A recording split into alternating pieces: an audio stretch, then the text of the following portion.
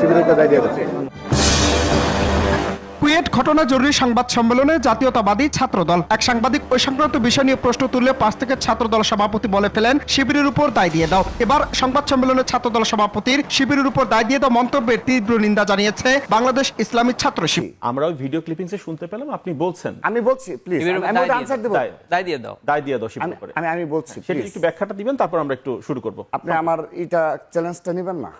আমি তো এটা ব্যাখ্যা দেব, আমি তো কথা দিচ্ছি। জি নিয়েছি রাকিব ভাই চ্যালেঞ্জ। আপনি আমাকে দিবেন, আপনি বলেন যে 1 ঘন্টার মধ্যে দিবেন, আমি দেব তো 1 ঘন্টার মধ্যে। দায় দিয়ে দাও নিয়ে একটু বলবেন প্লিজ, আমি অবশ্যই বলবো। দর্শকরা সবাই অপেক্ষা করছে আপনার এই শিবিরের দায় দিয়ে দাও নিয়ে। আমি এর জন্যই বলি যে গুপ্ত।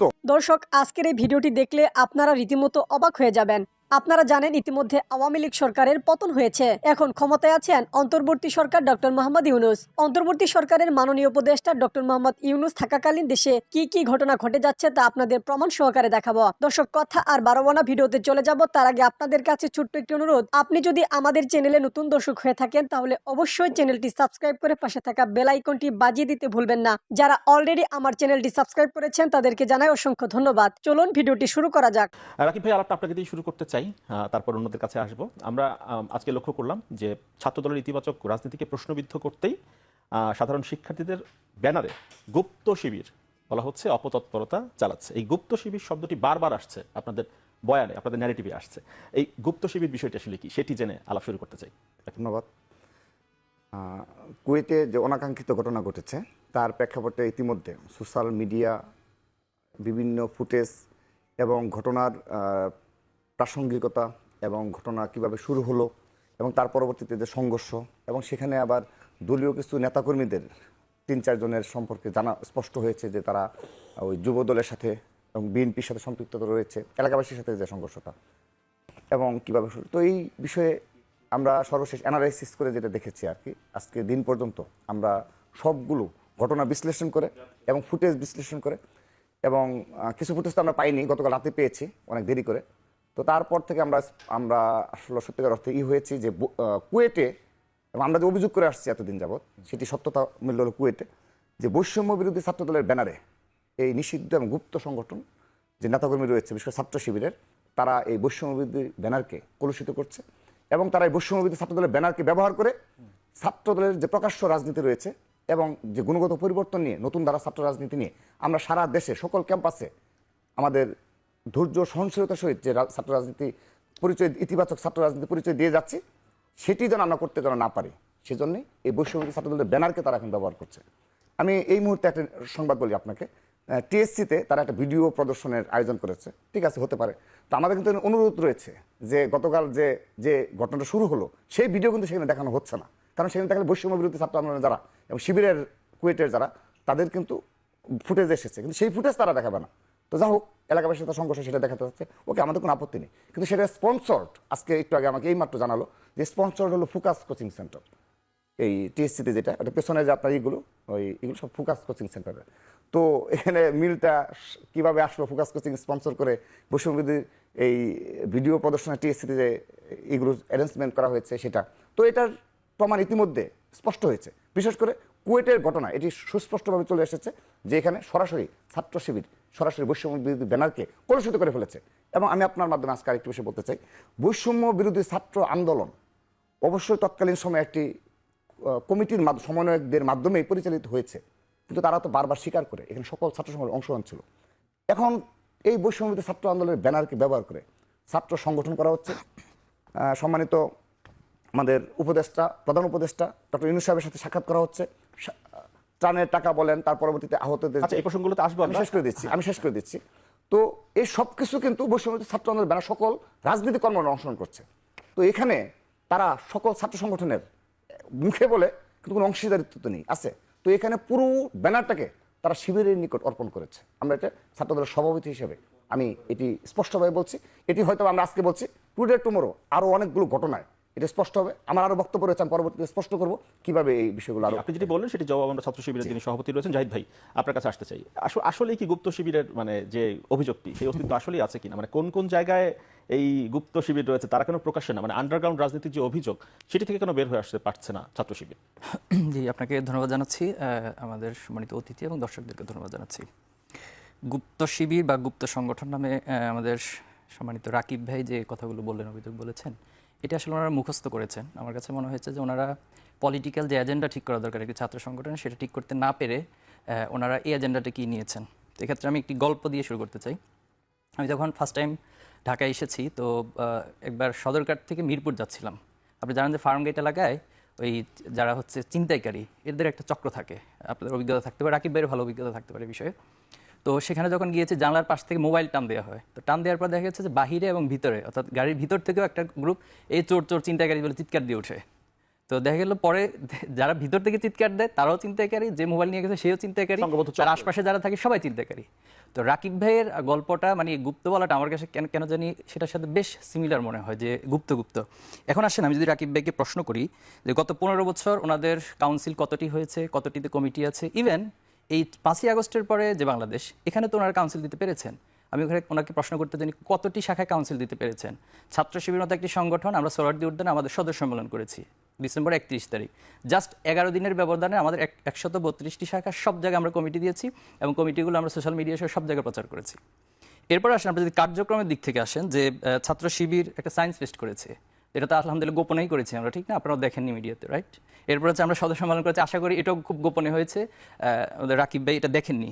আমরা আমাদের বইমেলা স্টল আছে, আশা করি রাকিব ভাই সেটাও দেখছেন না, এটা ওনার চোখে আসে না।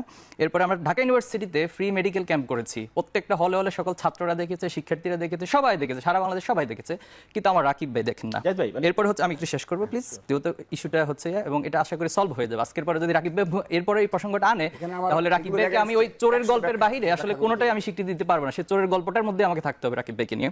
এরপর আমি যেটা বলবো যে আমরা প্রত্যেকটা ইউনিভার্সিটিতে যাচ্ছি, আপনি খেয়াল করবেন, এবং আমরা সরাসরি ছাত্রদের মুখোমুখি হচ্ছি। মিট দ্য ব্রিলিয়ান্টস এবং আস্ক শিবির, নো শিবির, সবগুলো ক্যাম্পাসে আমরা এটা আয়োজন করছি, এবং ছাত্ররা আমাদেরকে ইচ্ছা মতো প্রশ্ন করতে পারছে। রাকিব ভাই এরকম কয়টা আয়োজন করেছে উনি বলবেন। দেন আমরা শিক্ষার্থীদেরকে নিয়ে অনেকগুলো বৃত্তি প্রকল্প চালু করেছি, বেশ কিছু প্রোগ্রাম সব জায়গায়, আমাদের প্রত্যেকটা ক্যাম্পাসে আমাদের প্রকাশনাগুলোর প্রদর্শনী হচ্ছে।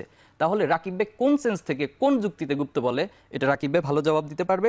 তবে ওনাদের যে রাজনীতি, ওনারা যেটা রাজনীতি করছেন, ওনারা আসলে গঠনমূলক রাজনীতির মধ্যে নেই। ওনারা হচ্ছে এক ধরনের আগের মতো দখলদারিত্ব এবং ফ্যাসিবাদ কায়েমের যে রাজনীতি, সেদিকে ধাবিত হচ্ছে। এবং আমরা ওনাদেরকে বারবার বোঝানোর চেষ্টা করেছি, 5ই আগস্টের পরে ওনাদের সাথে সাক্ষাৎ করে বুঝিয়েছি, এবং আমরা ইনডিরেক্টলি অনেকভাবে কৌশলে মেসেজগুলো দেওয়ার চেষ্টা করেছি। দেখুন, 5ই আগস্টের আগের রাজনীতি আর পরের রাজনীতি এক না, আপনারা আসুন, ভালো ধারায় আসুন, আমরা আপনাদেরকে সহযোগিতা করবো, আমরা মিলেমিশে রাজনীতি করি। এবং ছাত্র রাজনীতির প্রতি যে একটা তিক্ততা জন্ম নিয়েছে, একটা ট্রমা জন্ম নিয়েছে, এটা যদি আমরা ঐক্যবদ্ধভাবে কাজ না করি, সেটা দূর হবে না। তো আমাদের রাকিব ভাই গতকাল ওনাদের ছাত্র সংগঠন যে কাজটা করলো কুয়েটে, সেটা তো সারা মানে আমরা মিডিয়াতে সবাই দেখেছি স্পষ্ট, সেখানে ছাত্র দল কিভাবে সেটার সাথে যুক্ত ছিল এবং যুব দলের কারা সেটা, এবং আলহামদুলিল্লাহ রাকিব ভাই খুব শুরুতে স্বীকার করে নিয়েছেন যে যুব দল এবং স্থানীয় বিএনপি তারা সেখানে যুক্ত ছিল এবং তাদের হাতে দেশি অস্ত্র ছিল, এটা ফুটেজে সবাই দেখেছে।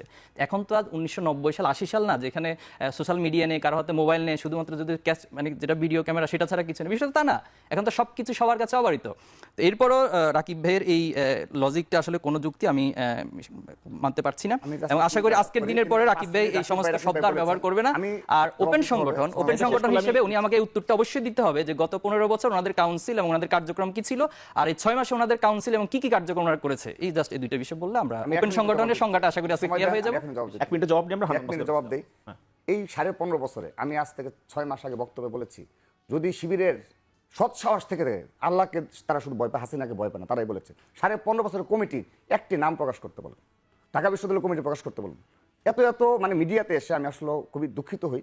জগন্নাথ বিশ্ববিদ্যালয় কমিটি 15 বছরটা এখন দিতে পারবেন আমাকে, আমি নেক্সট ইয়েতে বলতে আমি চাচ্ছি, প্লিজ আপনার সাথে কথা হয়, হোয়াটসঅ্যাপ নাম্বার রয়েছে, আপনার সবগুলো কমিটি দেবেন।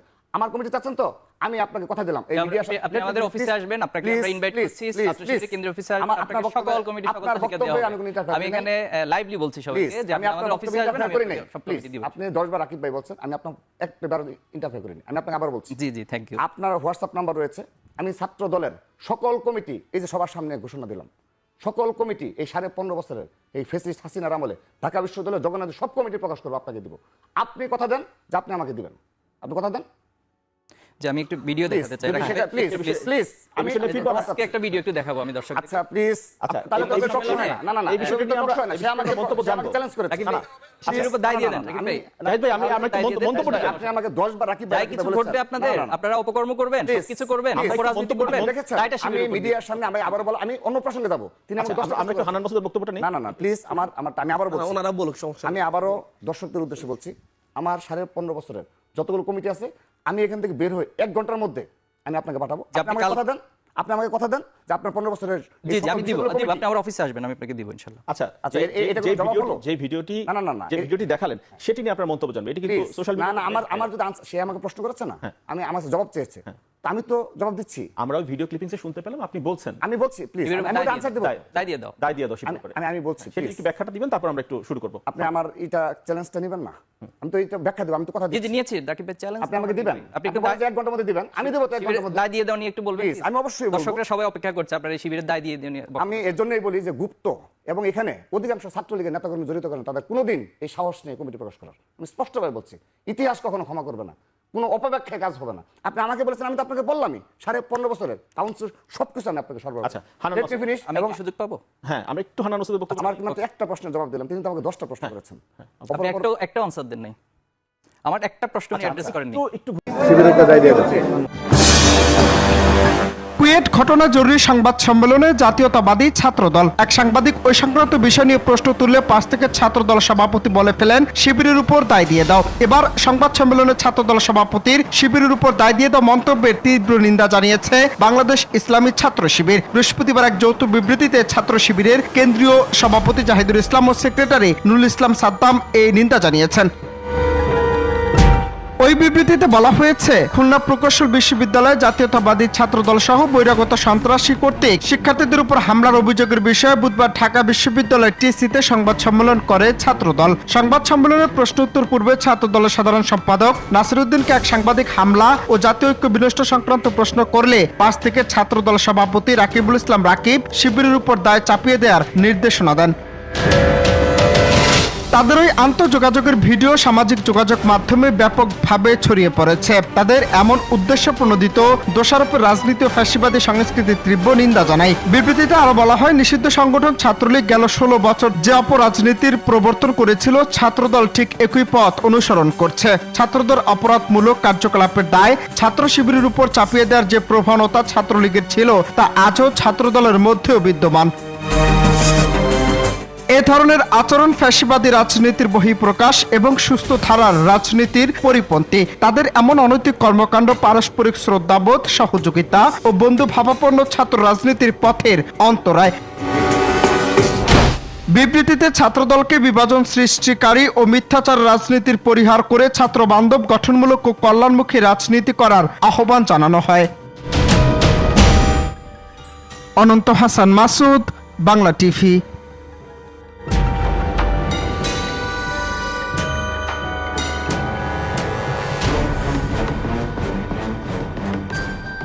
দর্শক, সম্পূর্ণ ভিডিওটি দেখলেন, আশা করি বিষয়টি বুঝতে পেরেছেন। এই নিয়ে আপনার গুরুত্বপূর্ণ মন্তব্যটি অবশ্যই কমেন্ট বক্সে জানিয়ে দিবেন। ধন্যবাদ।